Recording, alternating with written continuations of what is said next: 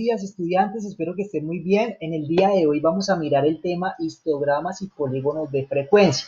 A ver, ¿qué es un histograma? Recuerden haber colocado el propósito y la fecha del día de hoy. A ver, ¿qué es un histograma? El histograma es un gráfico que permite la representación de los datos agrupados.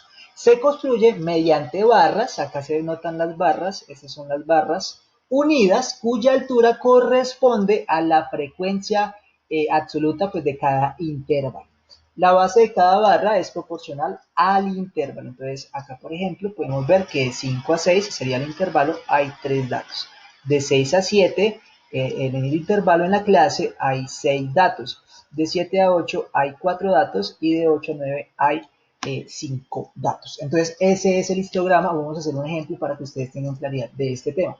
Entonces, dice el ejemplo, se tomó el registro de la temperatura ambiente por hora de una ciudad durante 25 horas continuas. Con base a lo anterior, se obtuvo los datos de la tabla de distribución de frecuencias. Entonces, para el histograma únicamente voy a necesitar de la tabla la clase y la frecuencia absoluta. No necesito absolutamente más, sino solamente la clase y la frecuencia absoluta. Entonces, el problema dice que construye el histograma correspondiente con los datos de la tabla. Vuelvo a repetir, en el histograma únicamente se necesita la clase y la frecuencia absoluta. Entonces vamos a ver cómo quedaría representado en realidad digamos, el histograma. Bien, el histograma va a quedar representado de la siguiente forma. La frecuencia absoluta va a ser el eje vertical, va a ser como la altura de cada barra. Entonces la frecuencia absoluta va a ser prácticamente el eje vertical. Media y la clase que son los intervalos, va del eje horizontal. Entonces ustedes van a hacer un eje vertical y un eje horizontal, donde el eje vertical va a ser la frecuencia absoluta y donde el eje horizontal va a ser la clase. Entonces, en la clase ustedes empiezan a colocar los intervalos. Entonces, ustedes colocan el dato menor, que es 6, y van a colocar los intervalos. Vean, 6, 8, de 6 a 8, luego de 8 a 10, luego de 10 a 12, luego de 12 a 14 y luego de 14 a 16. Ahí termina prácticamente la clase de esta tabla de frecuencias. Y en la frecuencia absoluta, usted va a empezar desde el valor más grande de la frecuencia absoluta. No es 25 porque 25 es el total, el dato más grande es 10. Ese sería el dato más grande de la frecuencia absoluta, ¿no es cierto? El 10. Entonces, en el 10 empezamos y vamos a bajar de 2 en 2 o de 1 en 1, como ustedes quieran. Ustedes lo pueden hacer de 2 en 2 o de 1 en 1. En este caso yo lo hice de 2 en 2. Entonces empezamos con 10, bajamos en 8, 6, 4 y 2.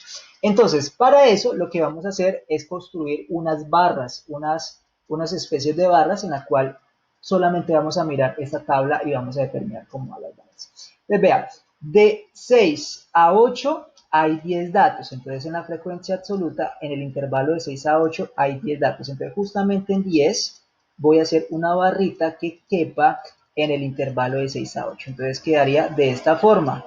¿Lo ven? Así quedaría la barra de 6 a 8, en el cual representan 10 datos. Vamos a colocarlo del color negro. Bien, es importante que ustedes lo tengan de color diferente para que ustedes de cierta forma diferencien uno del otro. Ahora, de 8 a 10, fíjense que hay 4 datos. Entonces, vamos a hacer exactamente lo mismo. Fíjense que la frecuencia absoluta donde equivale el 4, vamos a hacer, esa es la altura de cada barra, ¿no? Entonces, fíjense que va a quedar de esta forma. Entonces, de 8 a 10 hay 4 datos. Vamos a colocarle un color diferente. Seguimos, vea, de 10 a 12, ¿cuántos datos hay? Hay 2 datos en la frecuencia absoluta. Para eso, entonces vamos a hacer otra barra en la cual esté representado el 2, ¿no es cierto?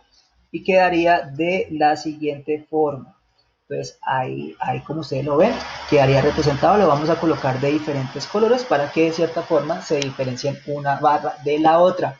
Vamos ahora con el otro intervalo. Mire que en el otro intervalo va de 12 a 14. De 12 a 14, ¿cuánto es su frecuencia absoluta? 3.